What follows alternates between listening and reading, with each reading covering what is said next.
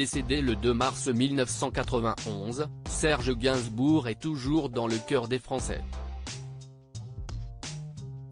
Génie de la musique, il est aussi connu pour ses frasques et ses soirées alcoolisées. Et pourtant, un de ses proches confie une anecdote à l'opposé des clichés sur le chanteur.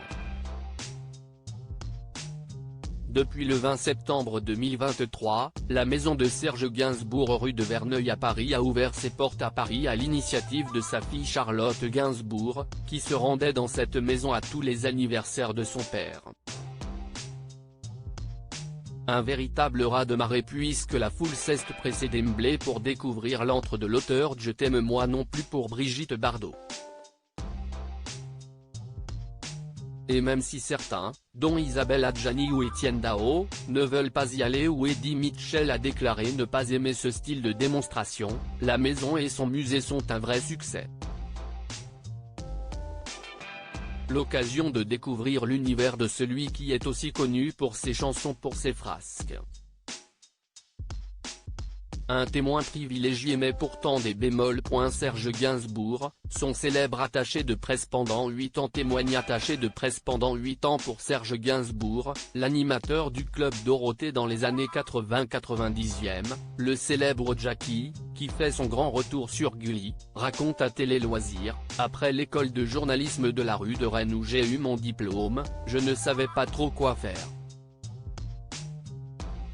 Un jour j'ai rencontré chez ma coiffeuse la femme de Serge Lama, Daisy Lama, qui était attachée de presse chez Philips. Elle m'a dit qu'une place se libérait chez Philips. J'ai passé un entretien et j'ai été pris. Le jeune homme de 24 ans, s'occupe alors des plus grands dont Serge Gainsbourg. J'étais fan de lui. Au début il était très timide puis on est devenus complices. Je me suis occupé de superbes albums, vus de l'extérieur, Rock Around the Bunker, L'homme à la tête et aux armes etc. Des albums qui n'ont pas marché sauf aux armes etc., nous dit-il. Jackie, le Club Dorothée, raconte une drôle d'anecdote sur Serge Gainsbourg pendant 8 ans donc, Jackie accompagne quasi quotidiennement le chanteur.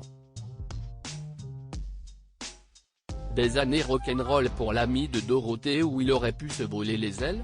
Mais pendant que les stars faisaient la fête moi je travaillais. Je devais les ramener à leur hôtel voire les border pour certains. Rire, il fallait que je sois clean, nous confie-t-il. Une anecdote retient plus particulièrement son attention et va à l'encontre de la réputation sulfureuse de Serge Gainsbourg. Gainsbourg par exemple ne buvait pas tant que ça dans ces années-là. Je me souviens d'une interview avec un journaliste de rock et folk. Serge lui a laissé croire qu'ils buvaient tous les deux des Bloody Mary, mais en fait lui tournait au jus de tomate. Le journaliste est reparti ivre-mort, ça le faisait rire. De quoi amuser le chanteur qui était friand de facéties.